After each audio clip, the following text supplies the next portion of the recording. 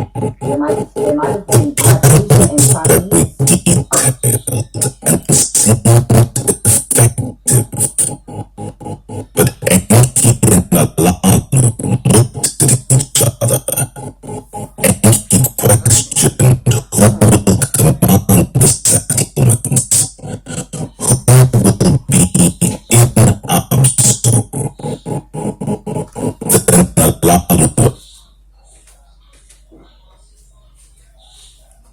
Ya kwa Ananaki ya kwa.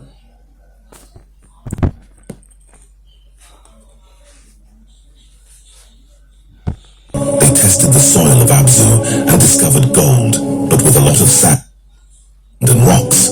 And so they returned to Eridu. In Eridu, Enlil took the floor and said that a new mission would begin. Enlil described a great plan and proposed a great mission.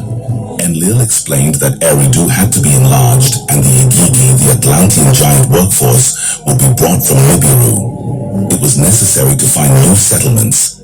With this, the gold would be collected and then separated from the mixture. Then it would be transported in celestial ships from Earth to Mars, and finally, Nibiru. The plan was very detailed and seemed effective, but Enki and Alanu looked at each other.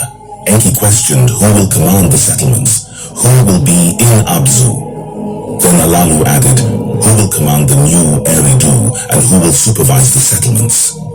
Anzu then took the floor to question, who will command the ships and the landing place.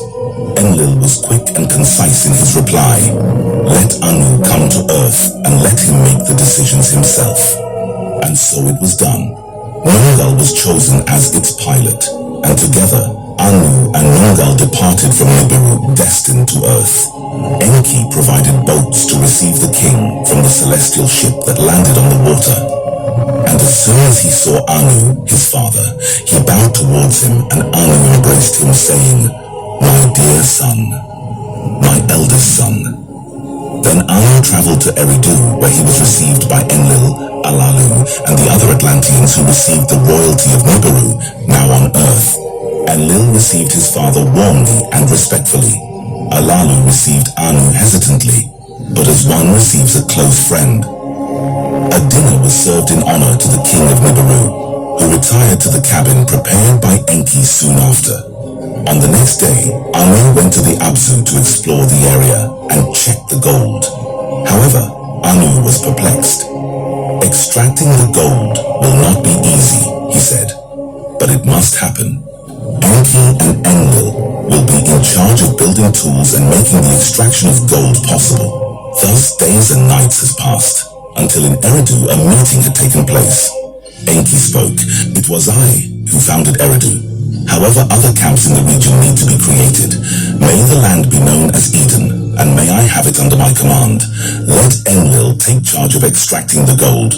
But Enlil was enraged. He said, the plan is unfair. In commands and plans, I am the best, and for Earth's secrets, Enki stands out more. He discovered the Abzu. May Enki be the lord of the Abzu. May I be the lord of Eden. The brothers Enki and Enlil argued fervently. Anu listened carefully and reflected. Enki was the firstborn, but Enlil was his legitimate son with Antu, the queen. Anu observed that discussions tended to have this beginning, but never an end. Besides, one must return to Nibiru. Eden and the Abzu need a commander. After pondering, Anu announced, luck will decide what will happen, and between the three of us, a decision will be made. Let the fate speak for itself. Then the fate had been decided by luck.